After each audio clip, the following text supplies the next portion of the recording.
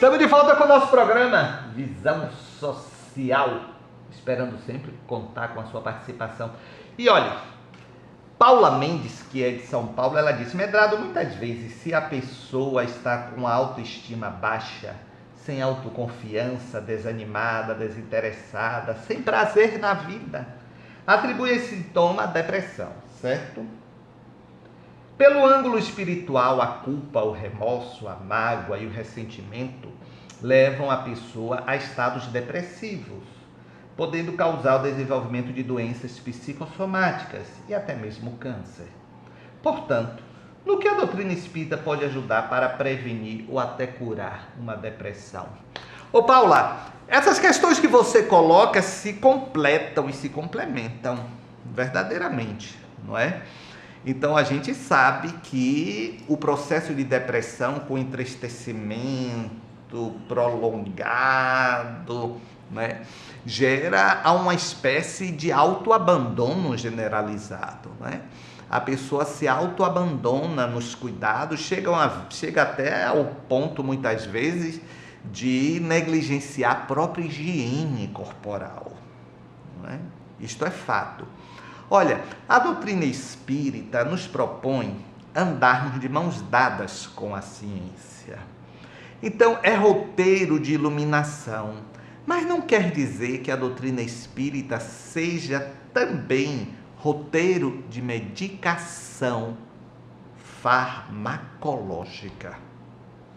O que eu quero dizer é o seguinte: temos que aprender a não querer que simplesmente a força espiritual resolva o que deve ser da nossa busca.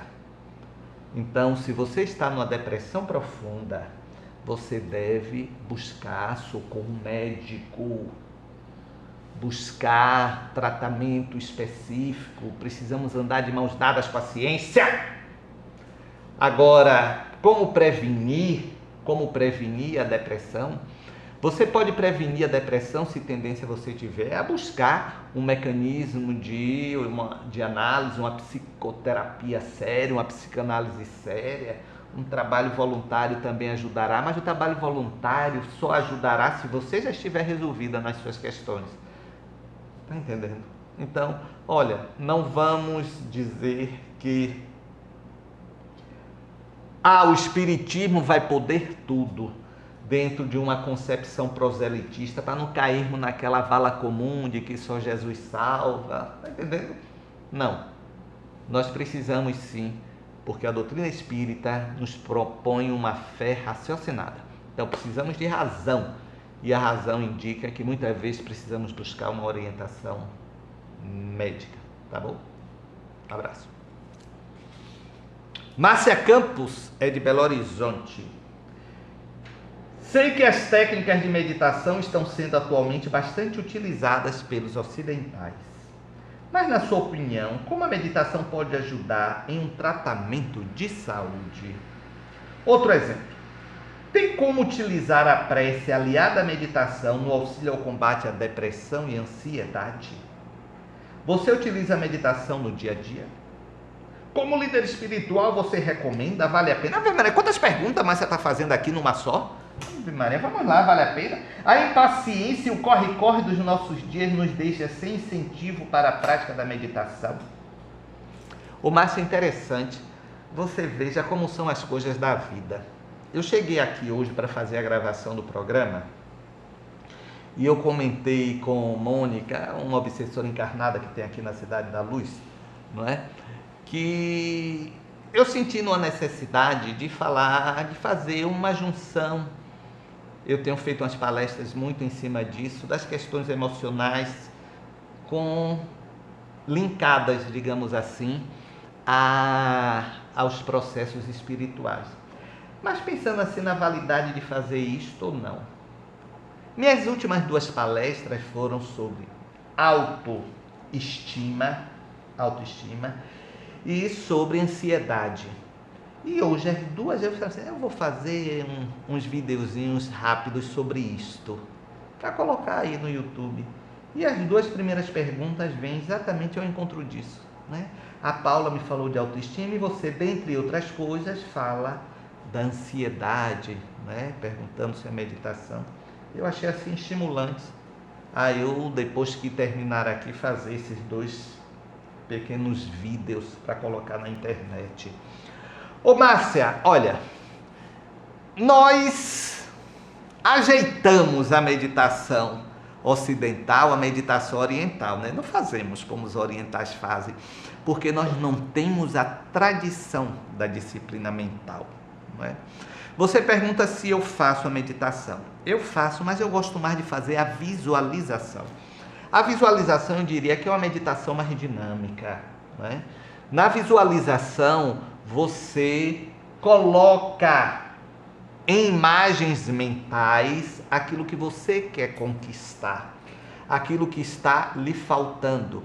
Então, se você está se sentindo impaciente, você se visualiza mais em calma, você se vê em atitudes calmas, tranquilizadoras. Isso eu faço diariamente, a visualização, sobretudo no momento em que eu vou me recolher. Claro que eu concordo e acho que é excelente. Não tenha dúvidas sobre isto. Não tenha dúvidas sobre isto. Ajuda realmente a você dar um freio, não é? Dar um freio nas coisas da mente, não é? Dar um freio nesse processo que corre célere na nossa cabeça, não é? Eu vou falar, por exemplo, nesse vídeo sobre a síndrome do pensamento acelerado. Nós estamos com pensamentos congestionados em nossa mente. Você já pensou? Que maluquice isso? Por isso que os brancos estão dando mais frequentemente no nosso dia a dia. Por conta disso. Então faça. É bom, vai lhe fazer bem. Tá ok? Um abraço. Adriana Sampaio é de Niterói. Querido amigo, veja se estou certa. O Espiritismo nos traz a reflexão ao pensamento analítico e científico e, dessa forma, cumprir os compromissos que assumimos na espiritualidade, por ocasião do nosso processo pré-encarnatório. Mesmo assim, caberá a cada pessoa individualmente descobrir os caminhos que deverá trilhar, usando seu livre-arbítrio, muitas vezes comprometendo toda a sua programação. Ô Adriana, olha, primeiro eu lhe pergunto o seguinte: qual é a programação que você tem? Ninguém tem condições de dizer qual é a programação de vida. Alguns espíritos chegam, você tem essa programação, a posição dele. Nós não nascemos com um pergaminho dizendo, você tem a seguinte programação: A casar com B, A e B terem C, D e E. Não existe isto, não é? Então nós vamos ser sempre produtos das nossas escolhas, e essas escolhas devem estar calçadas na ética, no bom senso, na razão, na caridade. Não é verdade? Então aí nós já sabemos que estamos cumprindo uma boa programação.